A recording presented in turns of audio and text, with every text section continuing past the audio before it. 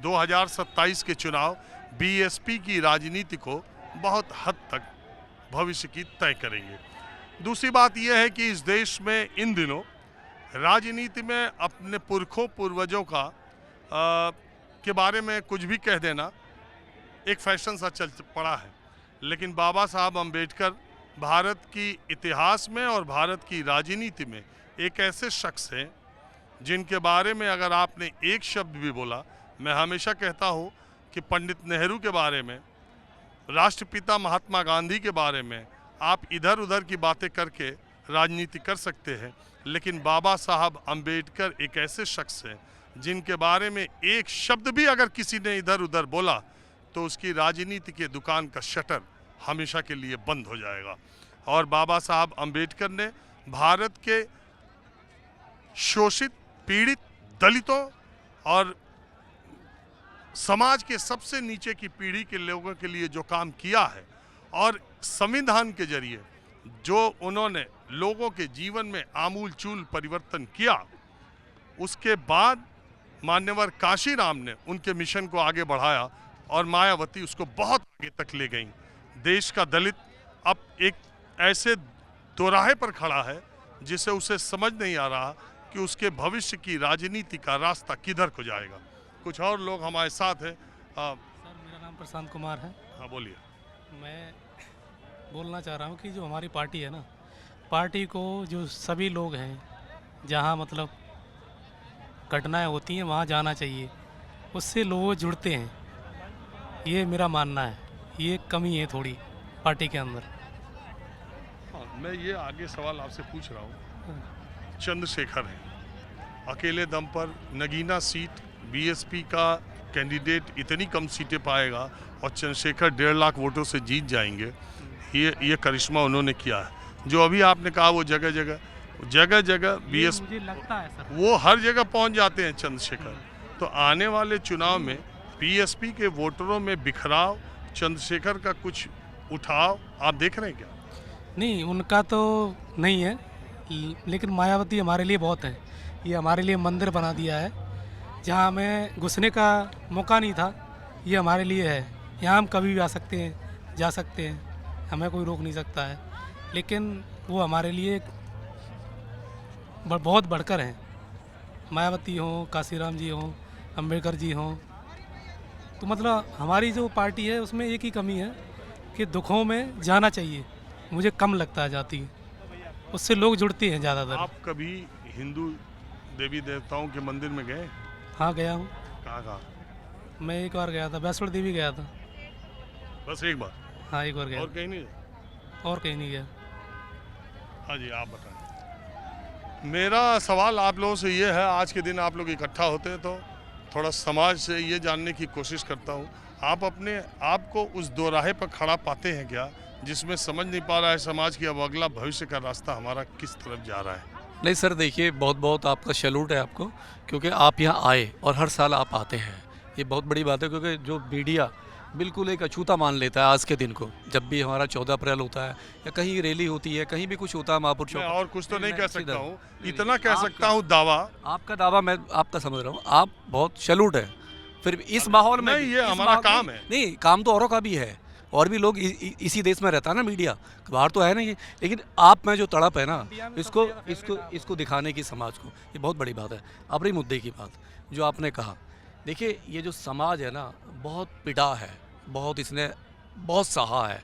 शायद दुनिया में कालों से ज़्यादा इन्होंने सहा है, क्योंकि इन्हीं की बहन बेटियों को त्रावणकोर में छाती से ऊपर कपड़ा पहनने का अधिकार नहीं था, इसी धर्म के अंदर, इसी व्यवस्था में। अब सवाल ये है, ये जो सारे लोग हैं ना, ये पार्टी से मतलब नहीं है। फिर भी मैं फिर कह रहा हूँ, ये जो बाबा साहब की जो विचारधारा है, जो बाबा साहब एक बीज गाड़ के गए देश में, जो 22 प्रतिज्ञाएँ दी और इनको एक जानवर से आदमी बनाया, इनको कहा कि तुम जानवर नहीं हो, इंसान हो, तुम्हारे अधिकार जो हैं वो मैं दे के जा रहा हूँ, उनको बचा के रखना है। अब इसको आप राजनीति से मत जोड़ना। आप अगर ये जोड़ोगे कि एक सीट आई है, नहीं है वो ख़त्म, और चंद्रशेखर की एक सीट आ गई है, नहीं, ये विचारधारा की बात है।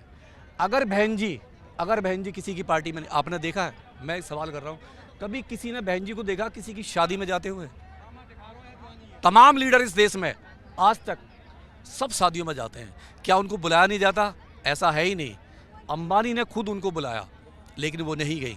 उन्हें पता है कि मैं अपने समाज से धोखा नहीं करूँगी, जिस मैं विचारधारा पे हूँ मुझे उसी पे जाना है। और वो बाबा साहब की विचारधारा पे हैं, और ये सारे लोग हैं ना विचारधारा पे हैं। जो पार्टी अपनी भावनाओं को भूल जाती है, रूट को छोड़ देती है, वो पार्टी ख़त्म हो जाती है। बहुत सारी पार्टियाँ ख़त्म होगी। मैं आपको एक किस्सा सुनाता हूँ। बताएं। बाबा साहब अम्बेडकर, भारत का संविधान लागू होने के बाद SC ST ये सबको जो रिजर्वेशन दिया गया, उसके बाद अपने निधन से कुछ ही दिन पहले वो आगरा में गए हुए थे।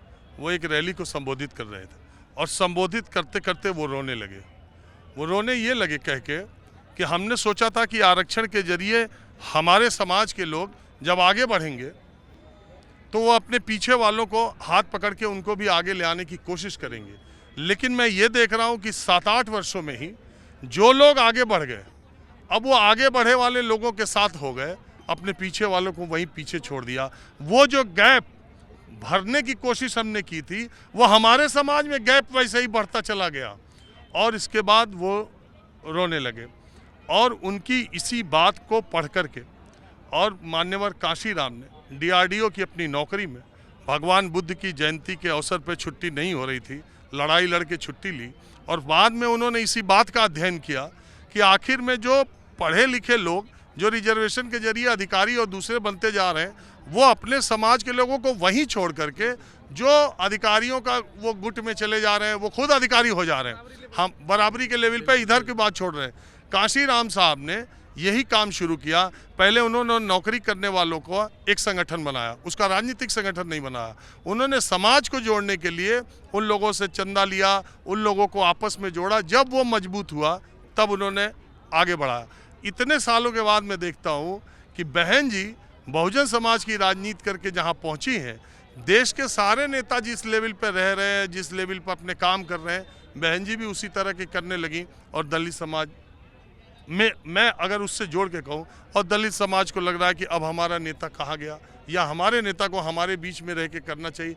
ये बीच का गैप आप महसूस करते हैं, या मैं गलत कह रहा हूँ तो आप मुझको सही भी कह सकते हैं। देखिए, जो बाबा साहब ने कहा कि पढ़े लिखों ने धोखा दिया, जो कहा, ये सबसे पहले डिप्रेस क्लास को जो 14 लोगों को जो भेजा था बाबा साहब ने, जो जनरल कास्ट को मतलब डिप्रेस क्लास में बाहर विदेश के लिए जाना होता था, वो बाबा साहब ने जनरल से छीन के 14 लोगों को बाहर भेजा।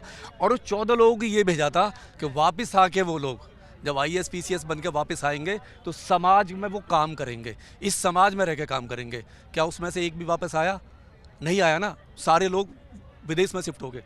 अब आपने कही इसकी जितने लोग IAS PCS डॉक्टर इंजीनियर बनते हैं रिजर्वेशन के दम पे, वो लोग समाज को नहीं देखते हैं। सवाल ये है, उन्हें अपना परिवार दिखाई देता और उस समाज से दूरी बना लेते हैं। जिस गंदी बस्ती से उठ के वो IAS PCS जाता है, बनता है, सबसे पहले उस गंदी बस्ती से वो दूरी बनाता है और कोठी लेता है किसी पॉस कॉलोनी में, और जात छुपा कर जहाँ सब लोग रहते हैं, और जहाँ सब लोग रहते हैं, और जात छुपा कर रहता है। उसकी औकात, मैं आपके चैनल के माध्यम से पहले मैंने एक बात फिर कह रहा हूँ, जितने भी लोग 90% लोग जो IAS PCS जो तमाम ऐसे लोग जो रहते हैं, ये जो कोठियों में रहते हैं, अब वो जात छुपा कर रहते हैं। उनकी औकात नहीं है वो बाबा साहब की फ़ोटो अपने घर में लगा लें, और बाबा साहब के दिए हुए टुकड़े से वो लोग वहाँ पे पहुँचे हैं। सबसे बड़ा धोखा जो दिया है वो इन लोगों ने दिया है, और इन्हीं का खामियाजा जो रूट लेवल का जो गरीब आदमी है वो भुगत रहा है, क्योंकि वो रास्ते से भटक गया, उसे नहीं दिखाई दे रहा। और वही तमाम पार्टियों में मिलेगा आपको, तमाम पार्टी में बैठा हुआ है। मतलब क्या थे उदित राज, क्या थी पृष्ठभूमि उसकी? एक एक आदमी का नाम नहीं लेते हैं, वो तो तमाम की बात कर रहा हूँ। अब बात यहाँ से बात कहाँ आगे की देखते हैं। मैं इसको एक क्रांति के रूप में देख रहा हूँ।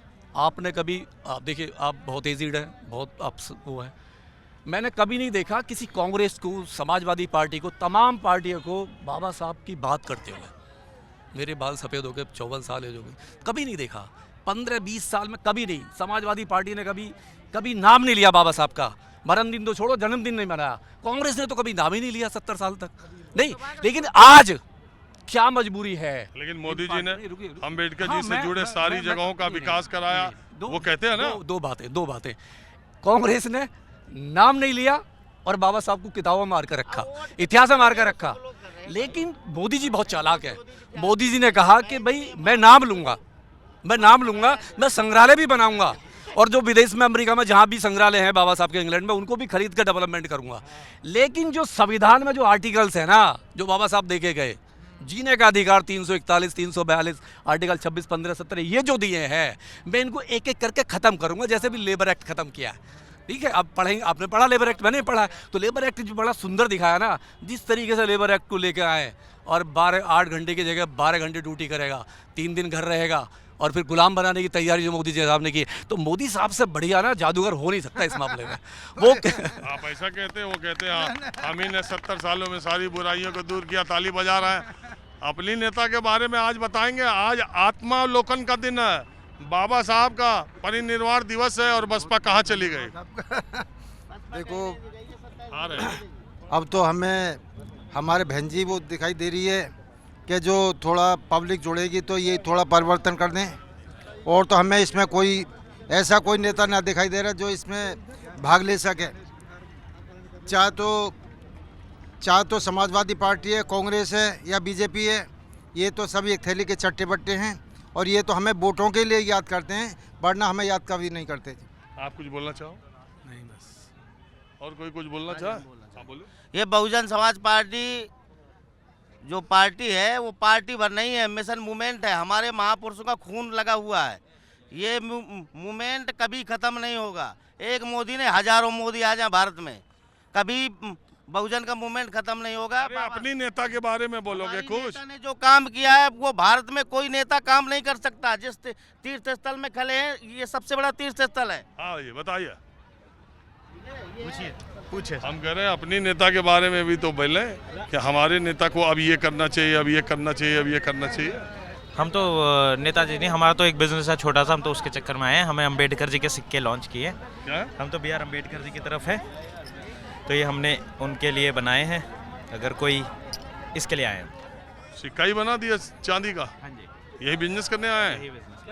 जब जहाँ मौका मिले बिजनेस का एक अलग ही मामला रहता है।